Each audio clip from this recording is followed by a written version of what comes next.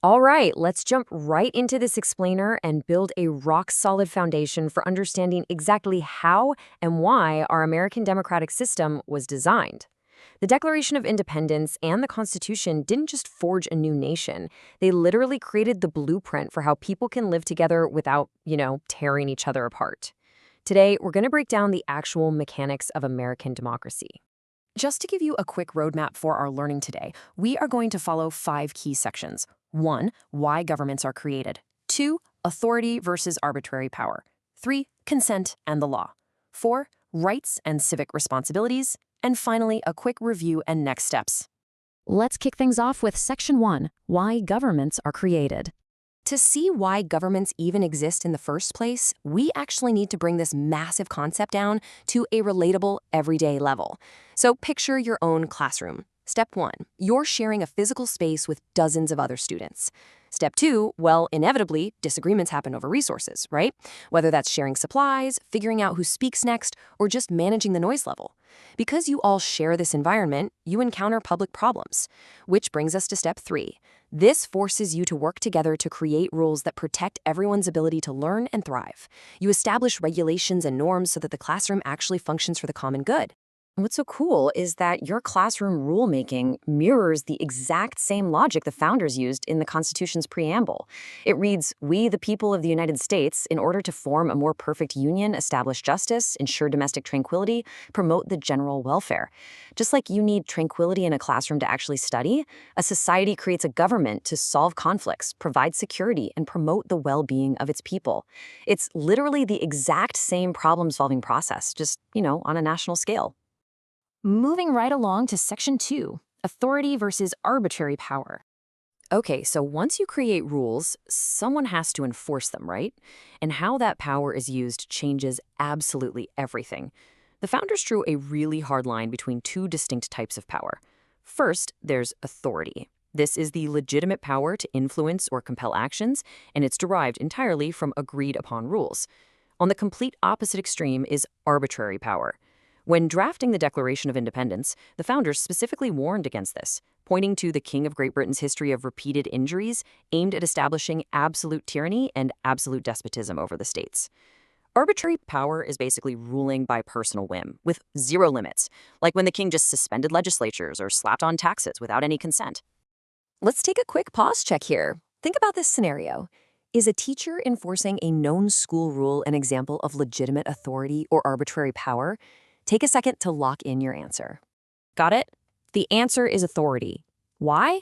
Because it's based on an established, agreed-upon rule designed to protect the classroom community's learning environment. It is an exercise of legitimate power.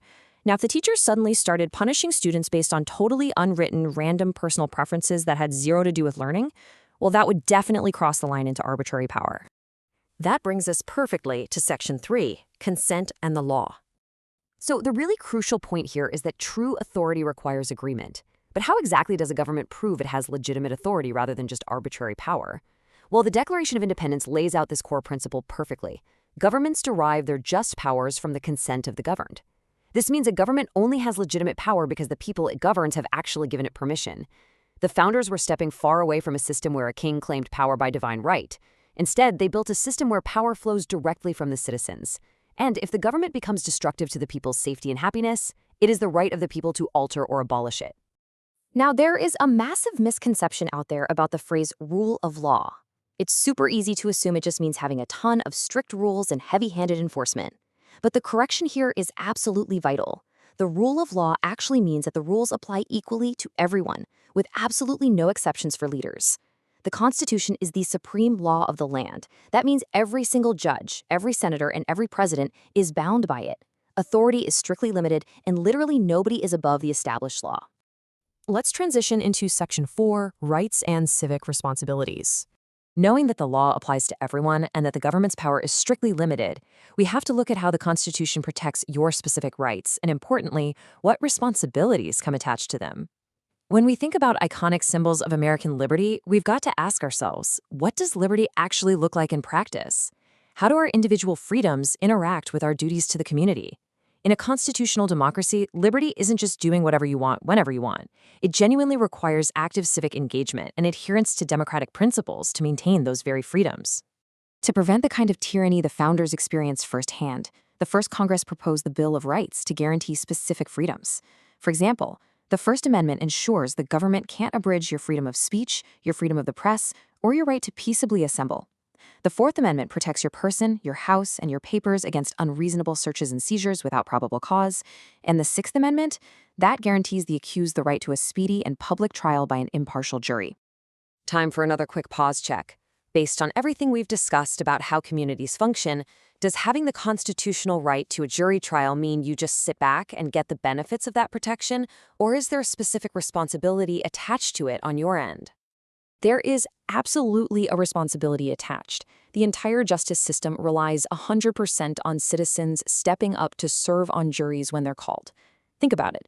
The Sixth Amendment literally cannot exist in reality unless everyday people fulfill their civic duty to actually go and sit in that jury box. Our system relies on a really careful balance. For every constitutional right, there is a complementary civic responsibility. It's a two-way street. If you want the right to a jury trial, you have the responsibility to serve on a jury. If you cherish your freedom of speech, you have a civic responsibility to deliberate with others respectfully, applying virtues like civility and concern for fair procedures. A constitutional democracy only sustains itself when citizens actively participate and work collaboratively to promote the common good. All right, let's wrap things up in Section 5, Review and Next Steps. Let's do a really quick recap of this explainer. Number 1, governments are created to solve public problems, much like students establishing rules to share a classroom. Number 2, legitimate authority is distinctly different from arbitrary tyranny because it demands the consent of the governed. Number 3, the rule of law binds everyone equally, meaning no leader is above the Constitution. And number 4, your constitutional rights require your active civic participation and responsibility. I want to leave you with this final, provocative thought.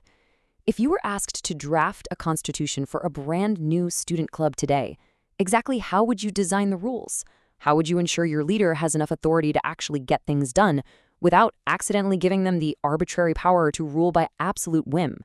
Think about what limits you'd put in place and how you'd ensure the true consent of your club members.